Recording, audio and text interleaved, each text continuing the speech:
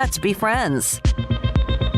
All right, a couple of things to get to, but if you're not a member of SicEm365.com, a premium insider, and of course a lot of that is about Baylor, in the premium No, like 99.9% of it's about Baylor. In the premium section, there is a post, an open letter to the Big 12 by Franco, who's an attorney, and it is remarkable how he breaks down some of the Big 12 policy or whatever it might be, the handbook, and what is going on right now and what the Big 12 can do. And it's really eye-opening if you're a member or haven't watched it or looked at it, read it, whatever. And if not, it's almost worth just opening up an account in the premium section for that. Take a call, then 2 or 3 if we can. A handful of text messages. Paul's top 5 coming around the corner. Jake from Oklahoma, thanks for holding as long as you have. You're on SicEm365 Radio.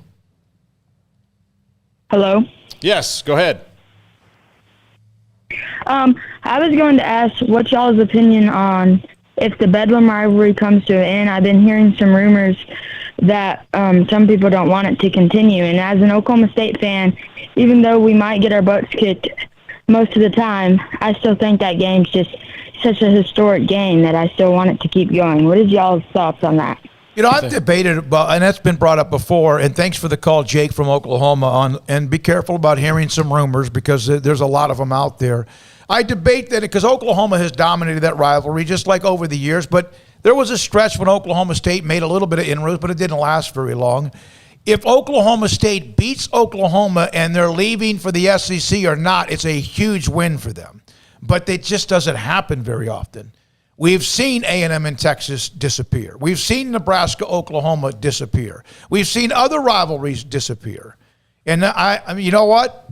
We might see this one disappear. Yeah. I don't know. Well, there was a report on Friday from, I believe I want to say it was like the SI Sooner site or something like that. I don't know what I don't remember what all the sub-site names are and all of that, but there was a report last Friday about Bedlam, and apparently, who they had talked to, whatever their source was, said they could still continue to play regularly, maybe annually is what they would do. But without knowing when they're going to join, when the league starts, and what their schedule is going to look like, it's kind of hard to say right now. If there's the opportunity, I think Oklahoma would probably embrace that still. I mean, you're playing all these other teams. Why not just add Oklahoma State into the mix? But I could see from Oklahoma State's perspective of why that, kind of like with A&M and Texas, where it's like, we don't want to play you now. That could absolutely be in play from the Cowboys side of things. So, man, I don't know. I guess it will take both of them being interested in doing so. And it appears as of now like they would probably still both have interest. But if, are both interested and can you make it happen scheduling-wise, I think if all that is good, then, we'll probably see it again. But I don't know how Oklahoma State feels about that. All right, there's some texts to get to as well. The YouTube channel just keeps cranking out opinions and much more from North Carolina. Gator alum not happy with expansion. That's from the 252. I am interested from the SEC fans who don't like this idea because, you would think, like I know if the Big 12 was like, here comes Florida and LSU, we'd be like, woo, buddy, like let's party.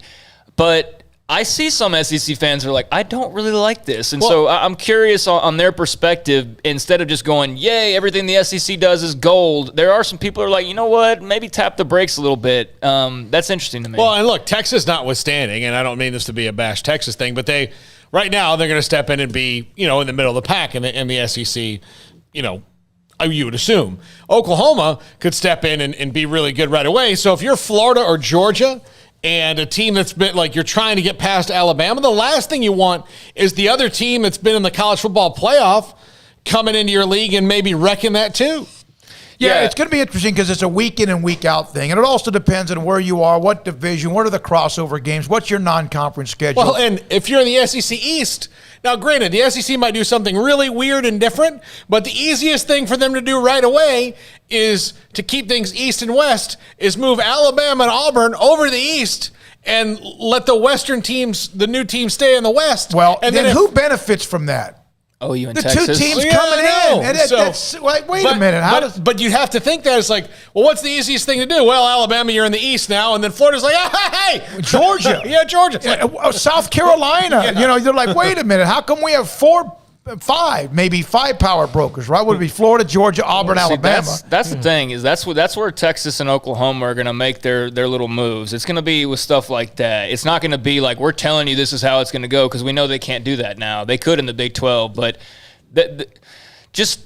if SEC fans have learned anything over the last week, these two teams are very slick. So just be aware of the little moves trying to be made here and there, because I wouldn't be surprised one bit if like Texas or OU is like nudge, like Alabama, Auburn to the east. That's a good idea. Definitely, that's the direction we should go. But hey, you want to join the SEC? Yes. You don't want to play Alabama, but every once in a while, that's even better. Let's not say that because we don't know that. But yeah, I'm sure they would like to avoid that as much as possible. So. But it would be no question the West, even with the addition of Texas and Oklahoma. LSU's there, A&M, who's on the cusp of they hope something big if they can meet expectations. You look at the East, Georgia, Florida, Alabama, Auburn. Potentially, yeah. All right. Be salty. All right.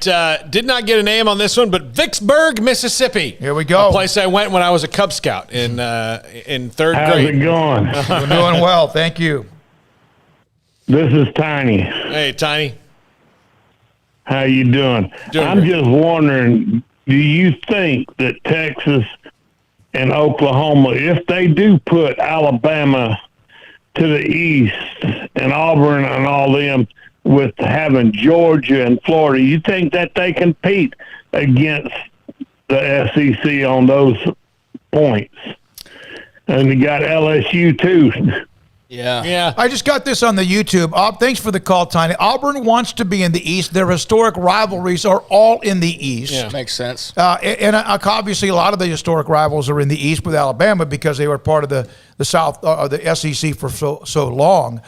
On this topic, I was just reading an article about this. I think Stuart Mandel had something in The Athletic. Sam Kahn, actually we talked to earlier. He had put out something where they talked to unnamed Big 12 coach on how he thinks OU and Texas will fare, and gave a rundown on it. And I don't know if they talked to more than one guy. I had to kind of gloss through it, but the basic gist of it was kind of what A&M's going to face A&M faced early on, which is you got to build up your lines. Like even if you think you've got really good lines, you don't have SEC proven lines, and the grind of that schedule. It's one thing when.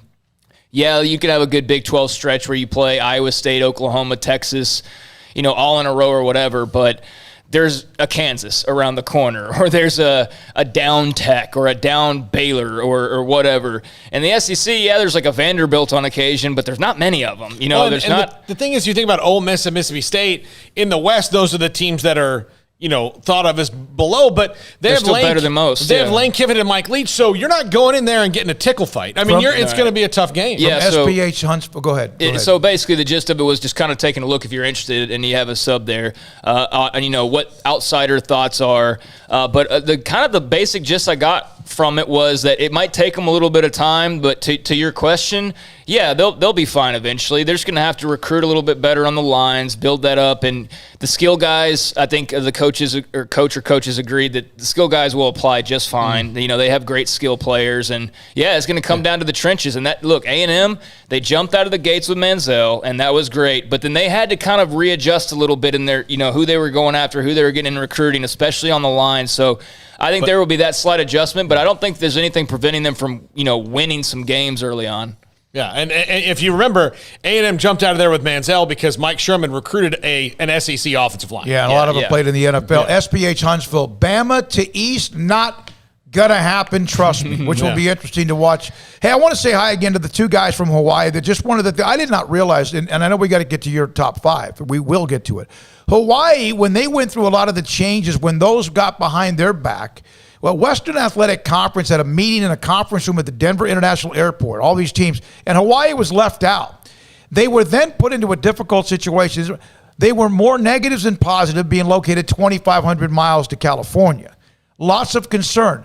I didn't realize this, that they had to make costly concessions, paying for charter flights for visiting teams to come to Hawaii. Yeah, you didn't know that? I guess that just went under my radar. But that's you talk about. Well, so they both reached out to us because they've been in this situation. That's one of the reasons as finances is that if you take an official visit to Hawaii, you've committed to Hawaii. Yeah, pretty much. I mean, they're not just going to pay for everybody to come in, because if you get 5 official visits, what's to stop me from going to Oklahoma, LSU, Texas, Notre Dame? Yeah. And you know what? Let's take the fam out to Hawaii for 4 days. Well, I want to visit Pepperdine. They don't have a football team. I still want to visit Still Pepperdine. want to, yeah. All right, we got to get to the top 5.